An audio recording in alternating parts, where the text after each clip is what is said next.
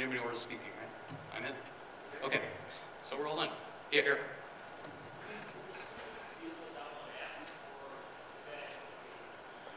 Will the students be able to download apps? We're going to control what students can download. That's part of the attraction to the Chromebook, the management piece. We control what they can download, what they can't, as far as from the App Store. We can push out applications if we want, or we can lock out, you know, they don't have unlimited access to the App Store. Yes, ma'am, Lori? You said the price of the Chromebook would be $480 per year. So will the seniors pay $180 and then debt next year? I'm sorry, I didn't hear the last part of it. So the juniors what? Next year, seniors, will they only pay $180 and then keep it? No. What I meant by that was the cost of Google expects that those Chromebooks probably have a 3-year life. Okay, so every 3 years we're going to have to get a new set of Chromebooks. So we give them to the freshmen. All 4 grades are going to get them, obviously. But by the time a kid has been here 4 years, they're going to get a second Chromebook. The cost, though, works out to about $180 a year per student per device. But no. That's not, the students aren't paying that cost. I think the question was, are the students paying it? No. No, the students will not be paying for these. This will be a district cost. We will, most likely, there will be a cost to the parents. We want them to have some buy-in. And actually, research has shown that when students have some buy-in. Now, obviously, we recognize, the economic times, and particularly in some of our communities. So it's not going to be a huge amount, but there will be an amount. Maybe it's $30, maybe, I don't know what it will be. But there will be an amount. But no, these are devices that the district will be providing, just as we provide textbooks and everything else right now. And it's our understanding that legally we can't give them out. Oh, thank you. And absolutely. Because we are buying these with taxpayer dollars, we would not be allowed to give them to students at the end. Unfortunately, I wish we could, but they probably will go, the ones that have used up their 3-year cycle will probably go on a bid list or something like that. And if a student wants to purchase one, they can put in a bid just like we do with other equipment now. But we cannot give something away that has been purchased with taxpayer dollars. Yes, Kristen? Our thought is that no, they will turn them in at the end of the school year. Get them when school starts. They'll keep them through holidays, through breaks, through weekends, but they'll return them in the summer. And hey, that'll be a good reason for them to get excited to come back to school in the fall. Other questions?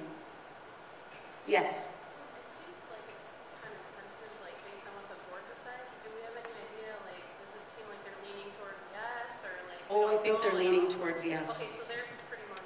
The board is very excited about this. Yeah, they really, really are, which is very nice. In fact, at the last board meeting in November, we talked to them about, simply doing some upgrades to our infrastructure and to purchasing the Chromebooks for our 7 other one-to-one classes. And that was all we were really going to do at that meeting, because we were going to get into this larger discussion at this week's meeting. But the board started asking some questions, and Brian and Nicole and Jason and I were there, and Beth and Will were there, and it just turned into this big discussion. And my sense is absolutely the board is very excited about this. I think, in fact, one of the board members is the ones that said, with what we know now, how could we not provide this for kids? So I think the odds are quite good that there will be, a thumbs up given on Thursday. Other questions? Yes. The policy is about what they're lost or things? For replacement. For replacement? What are we going to do with that for sure? I know we've talked about that.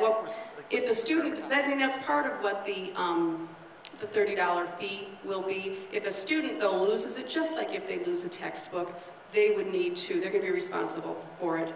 We will have a way to, we're looking into a way to make sure that each of them is not only, there's a laser or some kind of engraving on it that says this is property of Leiden High School. you know, if someone tries to sell it to you or whatever, you call us. But we're also going to try to come up with a way that we can link each device with a particular student so we know whose it is. Just like we do with textbooks, though, right now, parents will get you know, a letter after registration that says, we just gave your son $725 worth of textbooks, and you're responsible if they're not returned to us at the end of the year. So it would be the same type of thing with this. Other questions? Yes? Who covers it for 3 years? Like, does that cover accidental damage? Like, does that cover everything, or does it just cover, like, technical difficulties? There's a warranty from Google for, I think we're going to pay for the 1 year of the warranty. For years 2 and 3, again, that's where that $30 fee or whatever, it would kind of go into perhaps the self-insurance pool for repairs.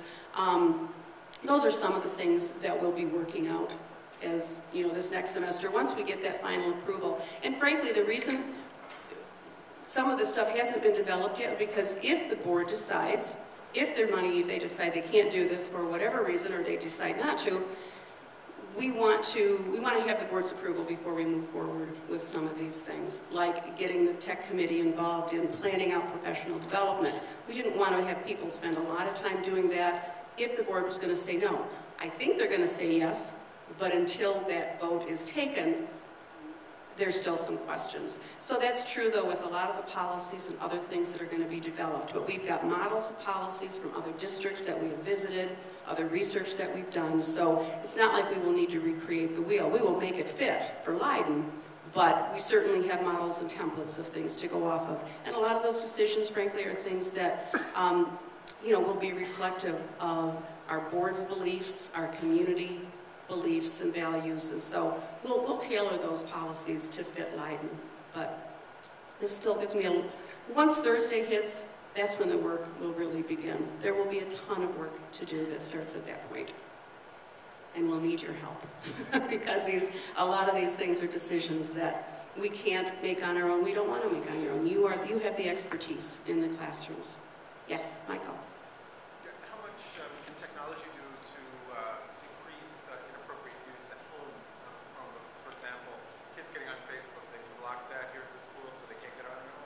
Correct. And what other sites, if there's an inappropriate site that a kid is on, are we going to have a lawsuit? Or do the parents, you know, sign some kind of disclaimer saying, hey, I'm not going to sue? Yeah. The question was, I don't know if you heard it, but the question was about what if a kid takes this home and uses it for inappropriate uses, things that they wouldn't be able to do here at school. Even when they take that device home, they will still have to come through the Leiden filter. So anything that is filtered at Leiden will be filtered at home. Okay, so even if they go to Starbucks to use it, it's still going to come through Leiden. So the same sorts of things will be blocked. They won't be able to do any of those things at home or any place else that they can't do here at school because of the reasons you said. Other questions? Yes, Kristen. I'm sorry, say that again. Do you foresee that the staff laptops will eventually turn into Chromebooks over time? No, we really don't. The question was, do we think that that student laptops, Chromebooks, teachers will eventually have Chromebooks? No. Short answer, no. We think the teachers are going to need a full laptop. Things like e-school and just all the other things that you need to do. No, we don't foresee that. We think it's a really, really good student tool, but we don't think that it's appropriate for teachers right now, which is why we're going to keep those laptops for teachers. Other questions?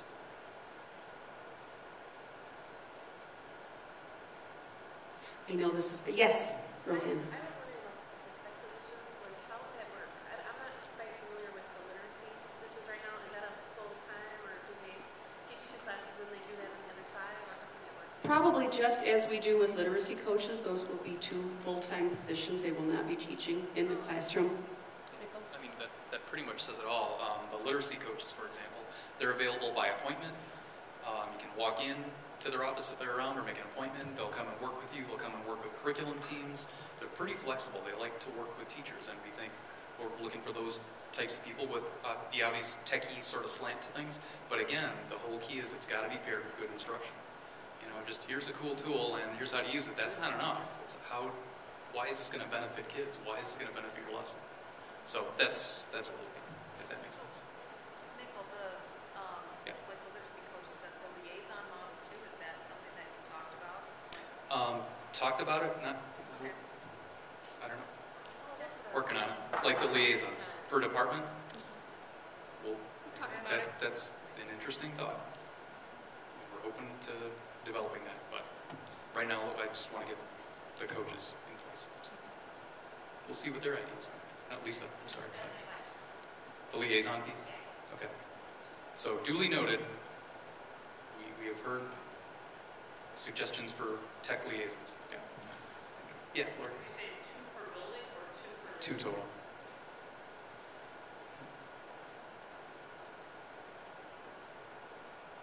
Going once? Any more? These are easy picks. Looking for the hard ones. Oh, there you go. The student class that we talked about, since these don't have a lot of maintenance and repairs, how would you, or how is that being foreseen? Like, would that maybe developing uses for this? Or Well, there's a lot of technology? there's a lot of potential for that. What Lisa said is because these have less hardware maintenance, they're not going to be replacing motherboards and things like that.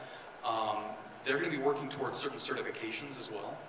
So there's Google certification, there's mouse certification, there's all sorts of things that the business department has in mind for them. We're also toying with use, we're talking about the screencast and things like that. Those kids might be able to create some tutorials for teachers. Lots of different things we could do with that. I think it's kind of exciting.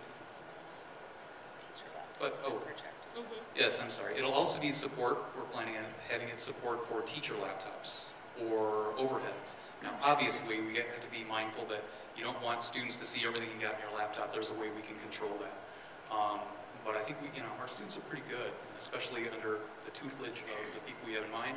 It's going to be pretty cool. It's a good frontline support. Now, if it gets beyond a certain point, I'm looking at Brian, then it will go up to the tech department, the way we're thinking about it. If it gets to, no, this is a real serious issue, go to the tech department. But for most of the things that generally I think teachers and students would need, that's going to take care of a lot of it. Yeah, Kristen.